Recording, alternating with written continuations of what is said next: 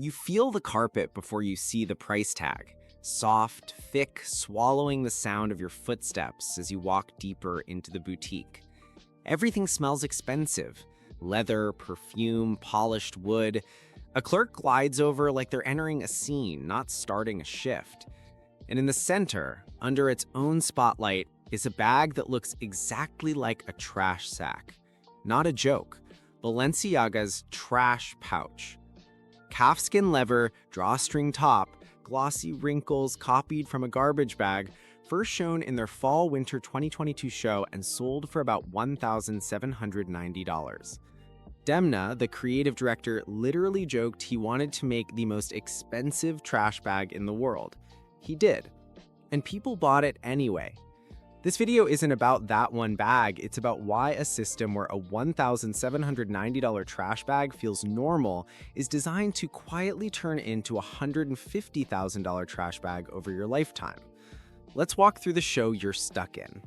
You don't walk into a luxury store. You walk onto a stage. The lighting is low everywhere except on the products.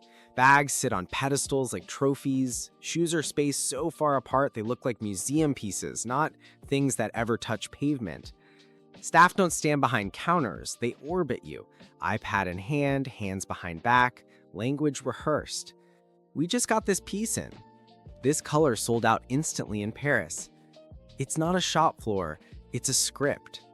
And you're not just the audience, you're being cast. They hand you the bag, suddenly you're in costume. The mirror becomes a camera, you turn your wrist a little so the logo faces outward. No one told you to do that. Your brain already learned the choreography. That's conspicuous consumption in real time. Buying something mainly so other people can see you own it. Economists call these VEBLEN goods. Items where raising the price makes certain people want them more because the price itself is the flex. If a rich person can't show they overpaid, it doesn't count. The $1,790 trash bag is just the punchline that reveals the joke. It's not functional, it's not practical, it's a prop. The price is your ticket to step into a role, the person who can casually throw money away. Stop. Notice what the stage is teaching you. The pedestal says, this object matters. The spotlight says, this object is rare. The associate's tone says, people like you buy this. Luxury stores are theaters where the product is a costume and the real sale is identity. You're paying to be seen in a different role for as long as you can keep the mask on. And here's the thing, the costume only works if everyone else agrees to keep watching. Let's continue. Outside the store, the real work starts. They train your eyes. Scroll Instagram. Influencers front row at a show, ankle deep in branded shopping bags. Street style photos where the camera zooms in on the logo, not the person. Celebrity airport shots where you can't see the boarding pass, but you can see the monogram carry-on. Your brain starts building a language. This logo equals success. That pattern equals old money. This red sole equals dangerous but desirable. They turn brands into subtitles for social class. There's a part of your brain that copies the crowd. Social proof. When you see the same bag on your favorite singer, your favorite influencer, and that one person at work everyone mysteriously respects, your brain tags it as safe, correct, desired. Quick test. Look at what you're wearing right now. How many visible brand names can a stranger read in 3 seconds? Shoes, hoodie, watch, bag, phone case. That number is how fluent you already are in their costume language. Now do this. Open your closet or your camera roll later. Count every item you own that you bought specifically because you imagined someone else seeing you in it. Not for function, not because you loved it, because you wanted the reaction. That number is how much rent you're paying to live in other people's eyes. Logos are tiny billboards you rent with your own money. The Balenciaga trash pouch works because your brain has already learned that any object with the right logo printed on it is automatically not trash. You're not wearing brands. You're wearing audition tapes for a life you think you're supposed to have. And they don't just sell you the symbols. They script the emotions around them. Limited drops, wait lists, 1 piece per client. A clerk whispering, "We kept your size in the back." None of this is an accident. Scarcity makes your brain panic. When something feels like it's about to disappear, it flips from want to need in about 2 seconds. You've seen this outside fashion too. Supreme sold a plain red clay brick in 2016 for around $30 with just their logo stamped on it. It resold for hundreds. A brick. Same material as the wall behind you. The only difference was the story. Here's the ugly truth. If the story is strong enough, the object can be anything. Let's move on. Now to the money. Because the $150,000 trash bag isn't one purchase. It's the pile. You buy your first entry luxury item, maybe a small leather good, a belt, a card holder, $350. Feels painful, but exciting. You tell yourself it's a one-time thing. A year later, a bag, $2,000. New job, another bag, $3,000. Big birthday, watch, $5,000. Gala, shoes and tux, $4,000. This is not hypothetical. It's exactly how the industry has grown.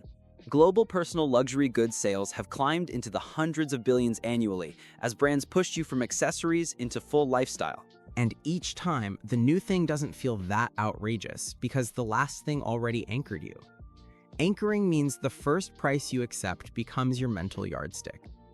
After saying yes to a $2,000 bag, a $900 wallet feels almost reasonable.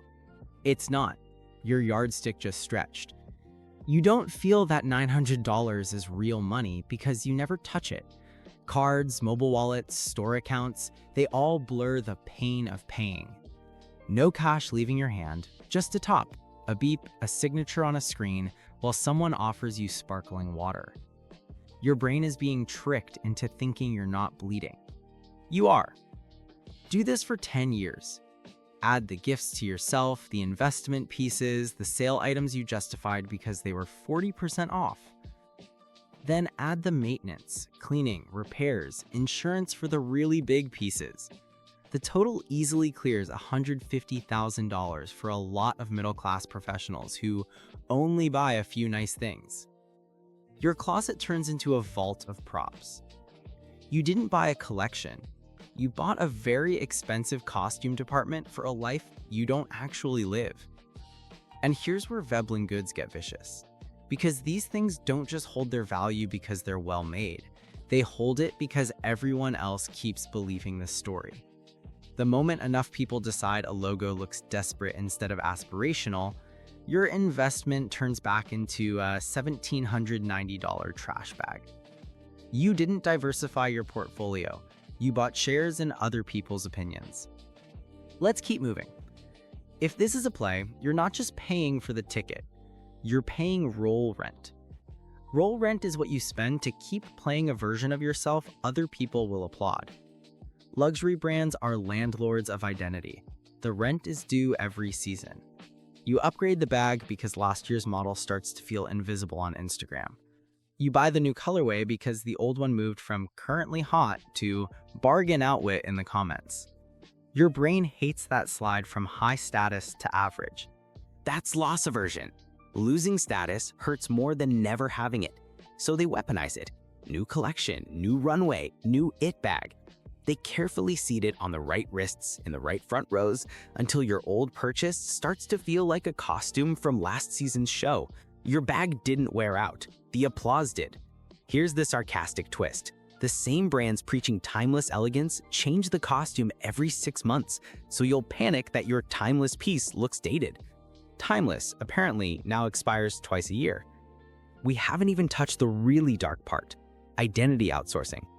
When a logo becomes your shortcut for confidence, you're stuck. Big meeting? You reach for the serious bag. Date? The fun shoes. Reunion? The prove I made it watch. The object becomes a remote control for your self-esteem. They love that, because as long as your confidence lives in their product, you have to come back for refills. You're not building a wardrobe, you're renting confidence you used to own for free. Let's shift to what you can actually do without pretending you'll suddenly start wearing burlap. First, make the stage visible. Next time you walk into a luxury store, mentally break the scene. Notice the lighting. Notice which items have their own platform. Notice how often staff say exclusive, limited, or we held this for you. Each of those is a line in the script. Second, separate role from object. Before you pick anything up, Ask one blunt question. What role am I buying with this? Not what material, not what craftsmanship. What role? The intimidating founder?